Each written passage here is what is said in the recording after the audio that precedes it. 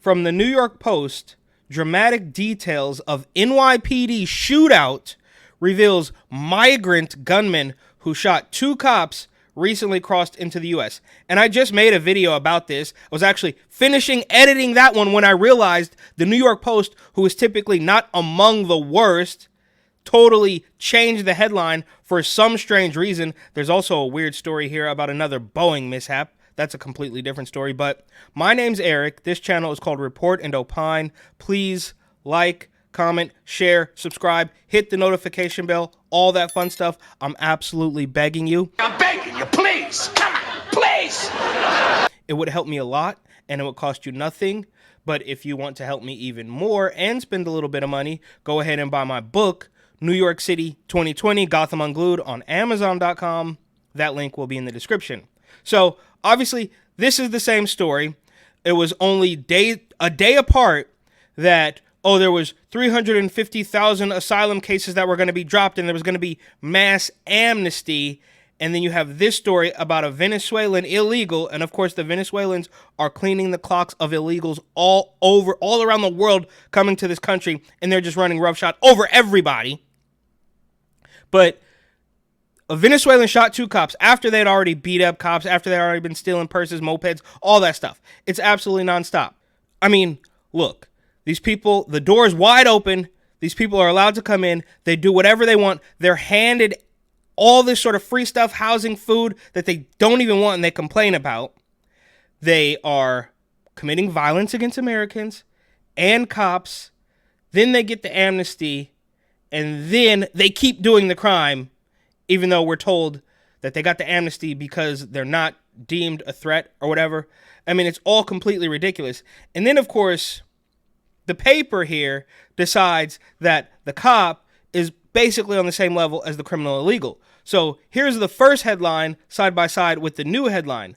Gunman who shot 2 NYPD cops revealed to be migrant who recently crossed into the U.S. via Eagle Pass. And there's already issues. I mean, you're talking about somebody who literally shot at a cop and you just say, oh, it's a migrant? Bro, this is crazy. And now they want you to know that it was actually a shootout, right? So the NYPD officer was probably, and those guys aren't perfect either, but I mean, come on. Are you trying to present the idea that these two factions are equal? I mean, it's just completely mind-blowing.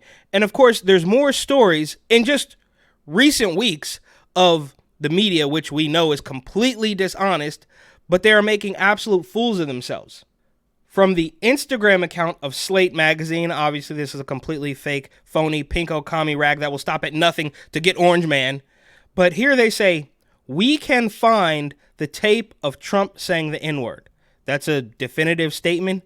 We can find the tape of Trump saying the N-word. So if you can find it, why don't you do it?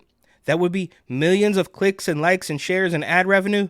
But for whatever reason, you won't do it, even though you say, clear as day, that you can find it. Now, of course, when you click the link in bio to read the corresponding article, how to find the Trump apprentice tape. I've been trying to track this down for years. I have some ideas of where to start. So in social media, they want you to know, oh yeah, we can find it, but we haven't. We just don't want to right now. But then when you go to read the article, oh, here's how to find it. And these people are so diluted.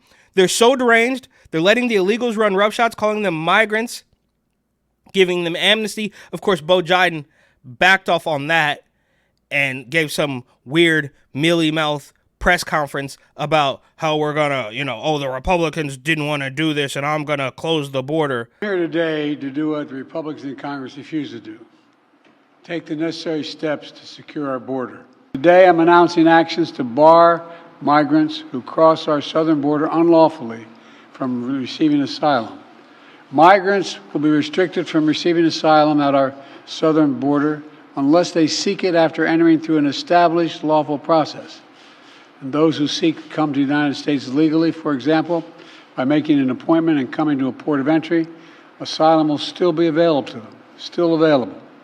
But if an individual chooses not to use our legal pathways, if they choose to come without permission and against the law, they'll be restricted from receiving asylum and staying in the United States. This ban will remain in place until the number of people trying to enter illegally is reduced to a level that our system can effectively manage. What, bro? And I'm just splitting hairs here, but obviously the man can't put together a sentence.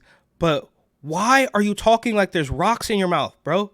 Just let it go. Nobody's buying the fact that, oh, well, the Republicans didn't want to do. I mean, look, I guess it's kind of a different story, but it's similar in the fact that they're just lying to you like the media is doing. But the media and the Democrats, it's the same thing. I digress. So I guess as far as this story is concerned, you first said we can find it, then how to find it, because you are chasing something and they know it doesn't exist, but they just want you to, I mean, they're batting back at the top of the order. We're doing Russia and all this stuff. We're doing it all over again. And when Trump was on The Apprentice for, I don't know, 10 or 15 years, we didn't have a problem with it. There's all the photos of him with Don King and the NAACP and all that stuff. But we all just threw that out the window, and it doesn't matter anymore.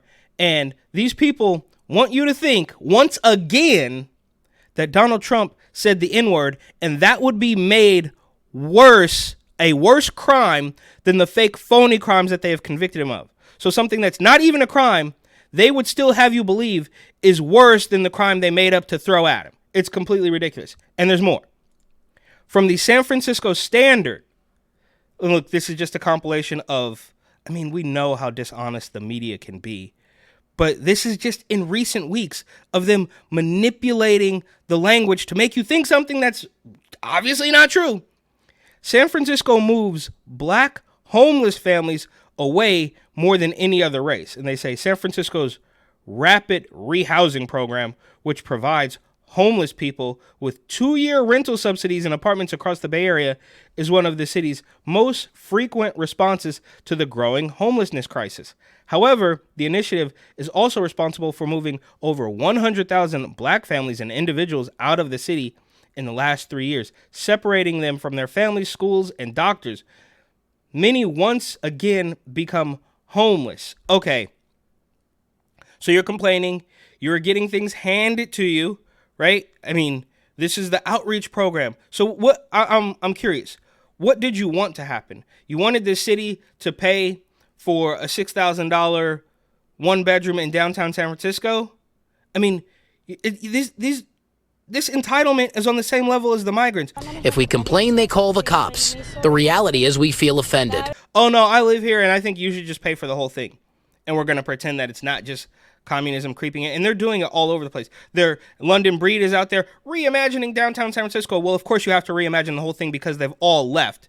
And her whole thing now, and I'm getting sidetracked a little bit here, is just have another beer, right? Oh, we're going to throw first Thursday in San Francisco. Have a beer. San Francisco Mayor London Breed announced the legislation Friday. It would create the first designated public outdoor area with legal open container alcohol sales and consumption in California. She says it was partially inspired by First Thursdays. The opportunity to do more fun in the streets of San Francisco by allowing a certain area and businesses within those areas and restaurants and bars and others to provide alcohol that you can basically sit out on the corner right in front of the restaurant and hang out with your friends and have a beer. The whole thing boils down to the fact that, oh, well, wouldn't it be nice to just sit here on the grass and have a beer? These people are completely disgusting. But here's an issue with this entitled faction of people who want to live in San Francisco, have things given to them, but it's still not good enough. And you think you're an illegal? Get out of here, bro. Go get a job. And that's one issue, right? That's half of the problem with this story. But then on the other half, SF moves black homeless families away. Click the link in bio. San Francisco moves black families away more than any other race. So magically, the word homeless is gone from the headline. Why would that be? So if you're reading the San Francisco Standard just on your own, not clicking to it from an Instagram post or a Twitter post, you are under the impression that San Francisco is just moving black people out because they can't stand them. This is just like the black kids on the airplane. Oh no, we didn't get kicked out because we smelled like weed or we had body odor or whatever, which for the record, they're loving that card, right? Because they know it wasn't actually body odor. They can say, we didn't have body odor, but they're not going to say, oh, we just smelled like weed, that's why you kicked us off. But then they all got put back on, and that's a different story as well. But they just did that just because we're black. That's it. American Airlines just doesn't like black people, so they kick them off. It doesn't make sense, bro, especially in 2024. Maybe in 1948 or 1958, but those days are long gone, right? Times, they are a-changing. But in this article, which I didn't read, it doesn't matter. It's just a entitled dude. I mean, just like the the dog walker who got a racist dog or whatever. It's all completely fake. It's race baiting nonsense. But does the San Francisco Standard want you to believe that San Francisco is just moving out black people? They're not even homeless. They just don't like black people. So they're putting these families up in other cities because they can't afford to stay there, but they don't say it. I mean, there's so... Okay, I'm trying to wrestle with this, but there's so many levels to this. Levels. Levels. Yeah. Right? It's obvious that they are getting everything handed to them, and that's just not enough. But on top of that, the media can't even be honest about what's happening. And I guess, why would they? And keep in mind, these are just recent stories that have been manipulated by the media that I just happened to come across in recent weeks. I can only imagine this is happening all over the place. And if the New York Post is doing it, and again, I try to give them credit because they're usually not that bad, but that's how low the bar is. They're changing articles about the migrants, the criminal illegals. Now I'm talking like them, right? So even in their initial headline, which is closer to the truth, they use the word migrant, and that's fake, and then make it seem like, oh, it was a shootout because the cop was in on it too. And then, of course, Slate says, oh, no, we have the tape. We know where it is. We know how to get it. Oh, well, actually, we don't know how to get it, but here's how you could get it, even though it probably doesn't exist. But just remember that it could, and that should be enough reason, because that's actually worse than whatever fake, phony scam charges they're lobbing at Donald Trump. And then, of course, this guy, this guy's probably the brother of the phony hate hoax dog walker.